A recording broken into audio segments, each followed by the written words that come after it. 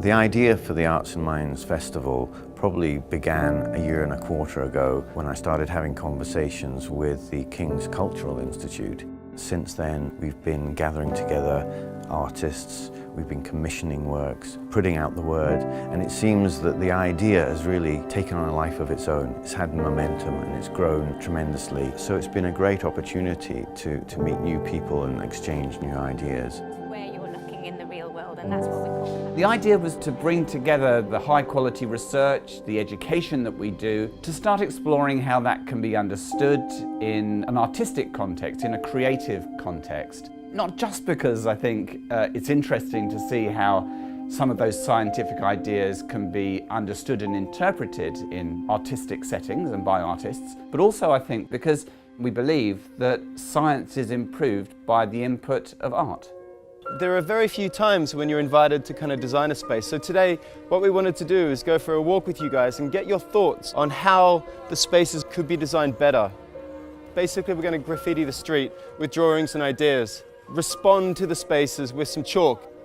And what about the buildings? Could they be opened out so it makes it a larger footpath? Do you feel welcome here? And if not, what can we change? How would you feel in a place like this during the day? Feeling like you're welcome, trusting the environment you're in is so important for us all to feel okay. Today I think was pretty successful in the way that we managed to encourage the participants to become very articulate, and strategies like encouraging them to graffiti across the surface of the city allowed it to feel a bit more fun, a bit more naughty. You know, regardless of your age, you always want permission to play. Tonight we're having a speed dating event, and the idea is that you try to talk to as many experts as possible. What I'm trying to explore tonight is one fun way, I hope, to really not just get artists and experts talking to each other, but to get the public involved as well. So we have young people tonight. They are 14 to 21 years old. Language is tricky and overrated. So we're going to use other means. We're going to use our bodies. We're going to use action. I don't know.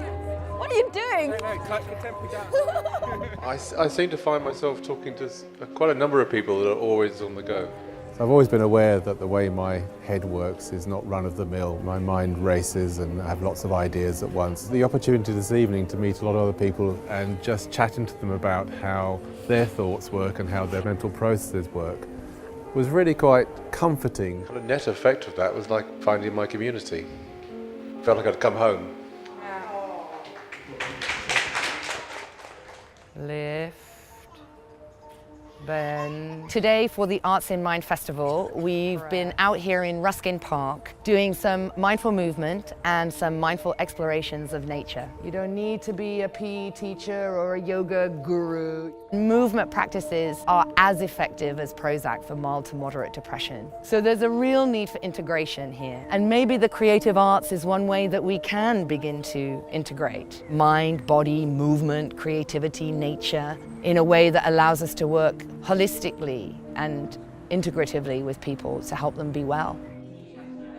I'm really looking forward to the Belarus Free Theatre's dinner party provocation. The issue of refugees, of immigration, of moving communities is a really difficult issue and a really current one.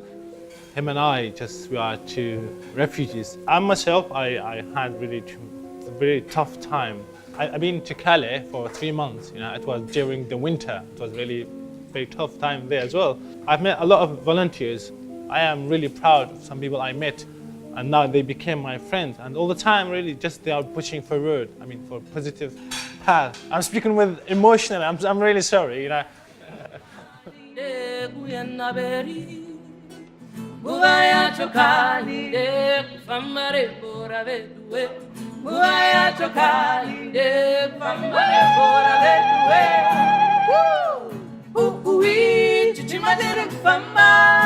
Come on.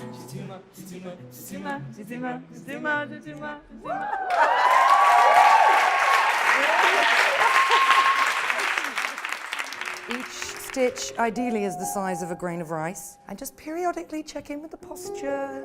Make that contact between the needle and the material, training in those regions of the brain for inhibition self-control, pulling back.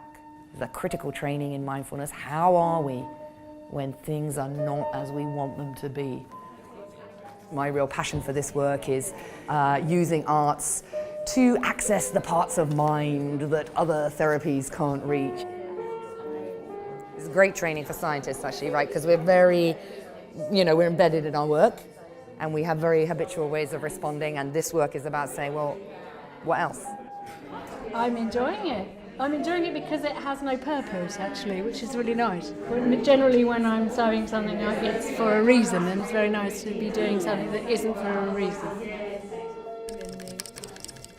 I'm making a film which is about a woman who starts to transform into a kind of grotesque creature, she thinks, as a result of her experiencing the early menopause. And she tries to hide what's happening to her, but actually her body is constantly giving her away. What we're doing in the workshop today is giving everyone an opportunity to create photographs of situations in which their body gave them away. It may be your expression in different ways, and the way you take the photograph could be enough, or you might want to add in some prosthetic ideas. If you look on social media sites, you get these sites that list about 35 menopausal symptoms. It's become quite a popular thing, and there's a bit of competition, I think, about who's got the worst. In developing the film, I've been working with Christian Mallet, who's the special effects prosthetic designer who's working here. And the idea is to ultimately look at the fact that often we all have very similar experiences, and we're all human dealing with these things. Let me just hear everybody hum very quietly this note.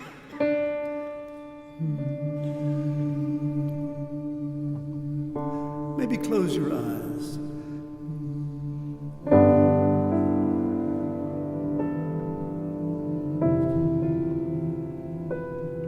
This evening was a little bit different from our previous experiments with this project in the sense that we were using VR. It was actually through this project I met the head of addictions, Professor Sir John Strang, and we actually came up with this and used Terry Riley as a starting point because he was obsessed with the effect of hallucinogenics. People shouldn't forget that there's a lot of creativity in science. It is about new ideas, it is about putting things together that haven't been put together before.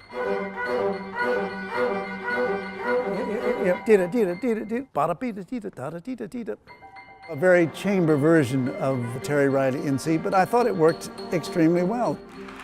It was great, it was challenging, but I was very pleased with what we came up with in the end.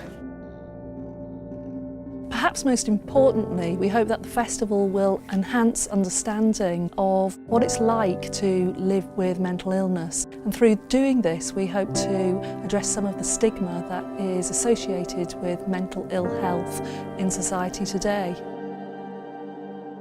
I think the carpet, the tapestry that we have, that's brilliant. It's transformed the entrance area to the Institute and really brought ideas and art right to the heart of the life here. Actually, I took 3 months to make this drawing. It's about what's happening in my mind. We've worked with some of the local schools, and I think that's really important because that's where our ideas come from and perhaps some of our misconceptions. It says be yourself. Getting people early and showing the breadth and depth of psychology and psychiatry, it's got to be a good thing.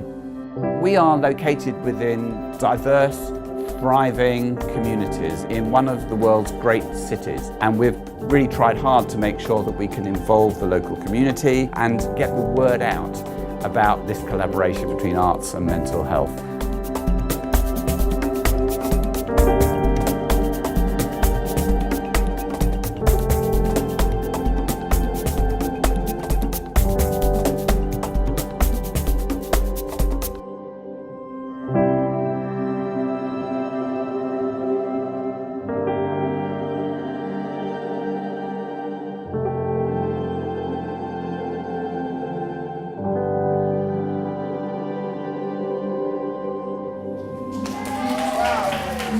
I enjoyed every minute of it. With all these lovely smiles and people about, how can it not be wonderful?